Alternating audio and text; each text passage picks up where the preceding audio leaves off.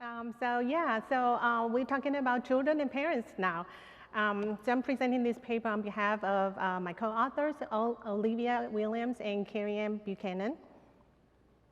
So I just want to quickly show this disclaimer. Don't pay attention to that.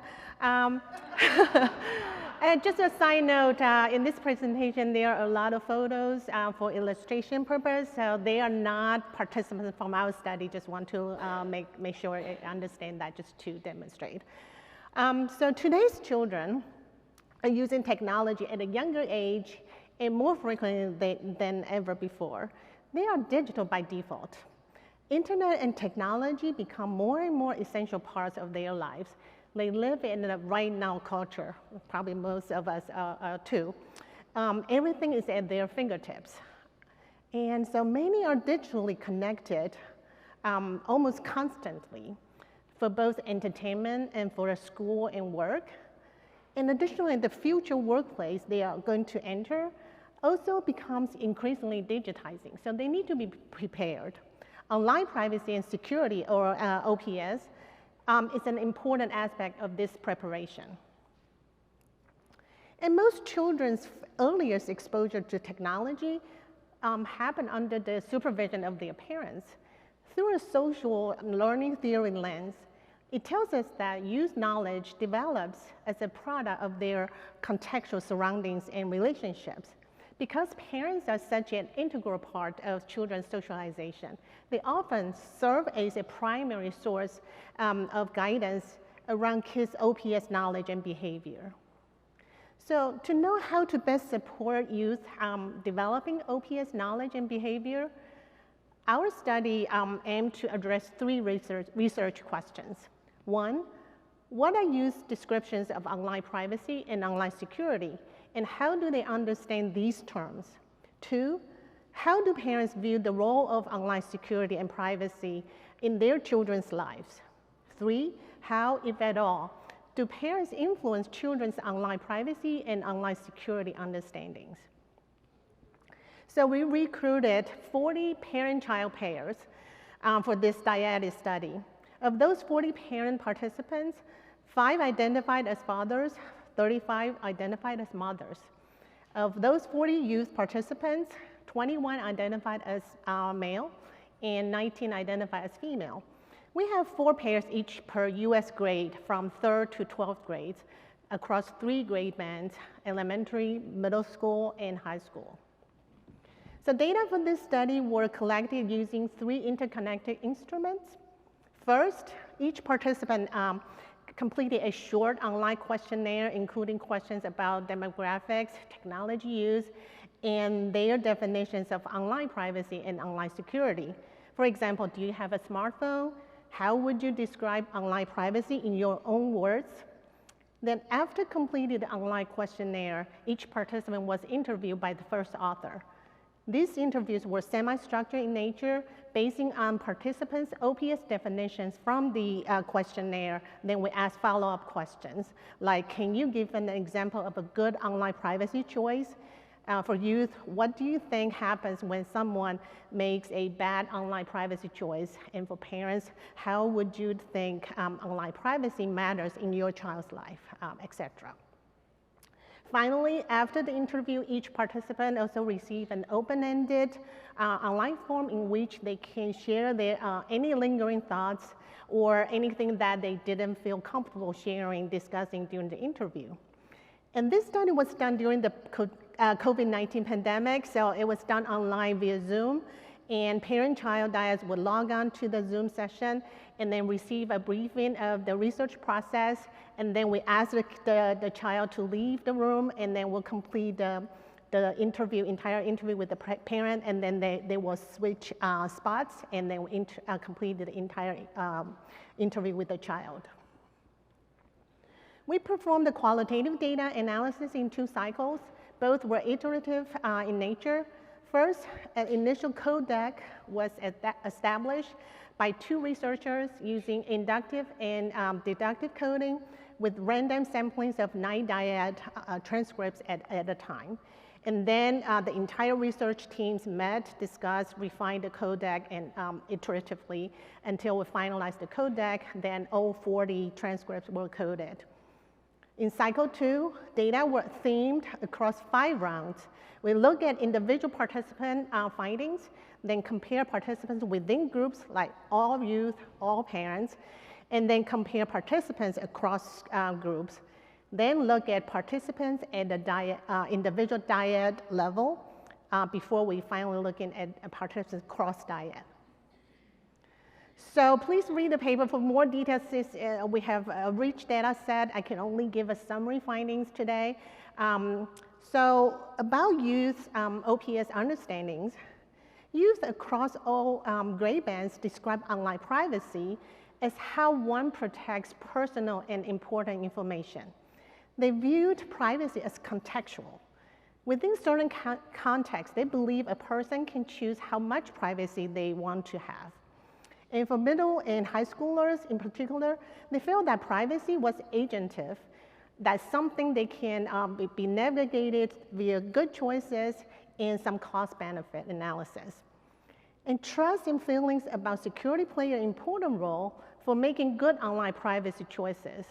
Having a sense of who and which websites are untrustworthy emerge as a way that they believe they could avoid and keep their information private. So in summary, for online privacy requires maintenance, often ongoing and existing in a spectrum.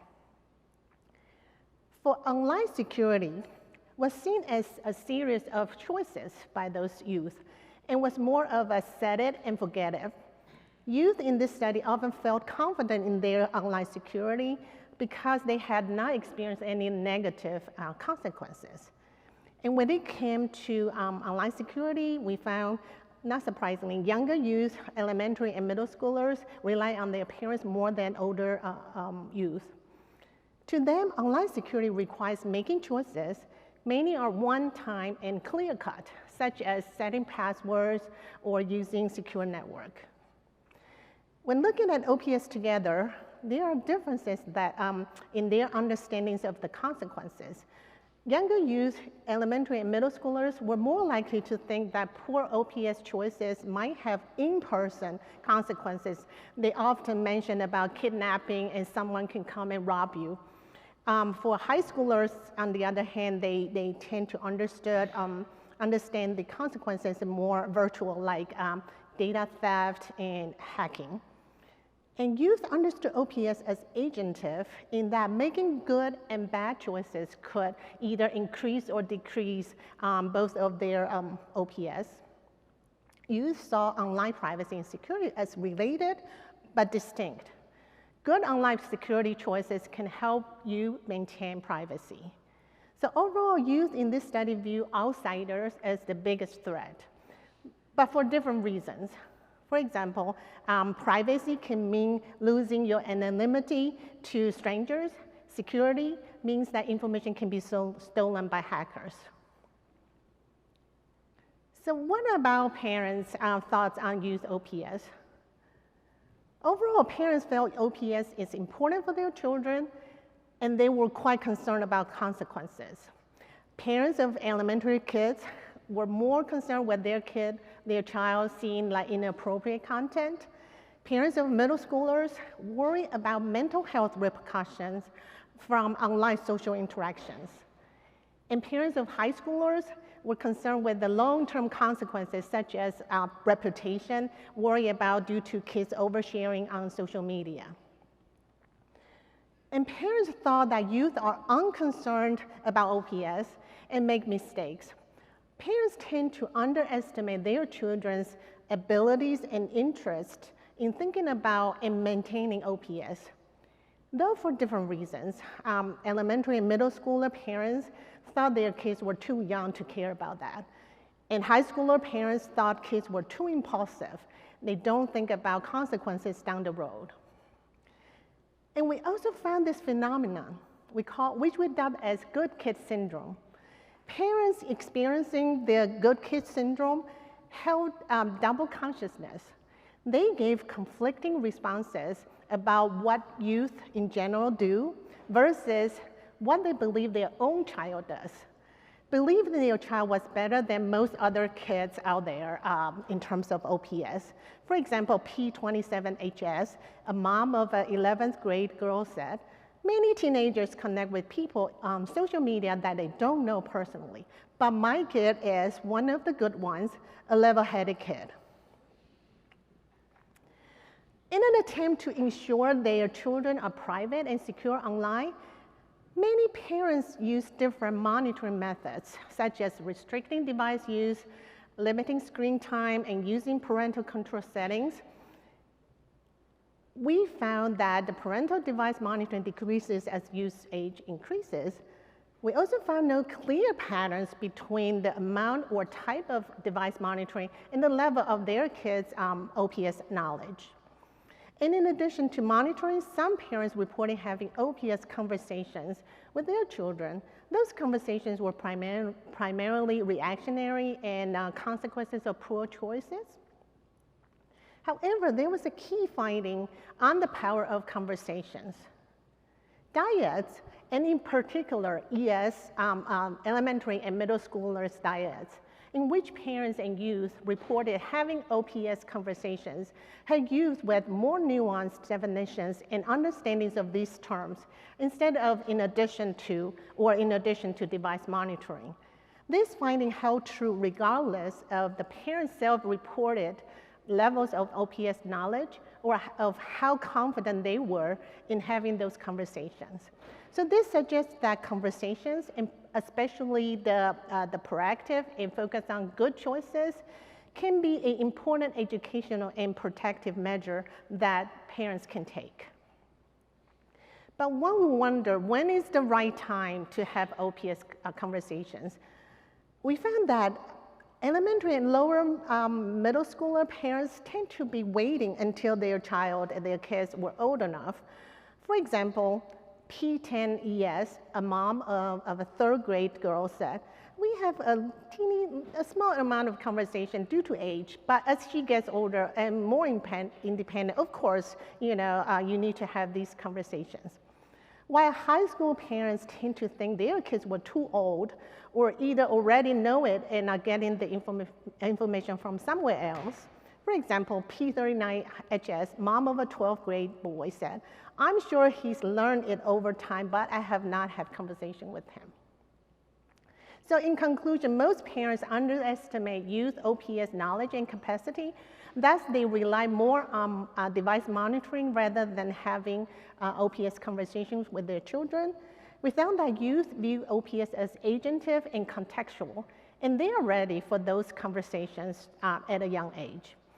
We also found that parents have OPS conversations as a primary strategy or in conjunction with monitoring can be a strong approach for fostering youth OPS knowledge and thus shaping their behavior. So as a result of those conclusions, there are a few important next steps. Supporting parents in reframing their assumptions on youth OPS knowledge. Kids are interested and able to have those conversations.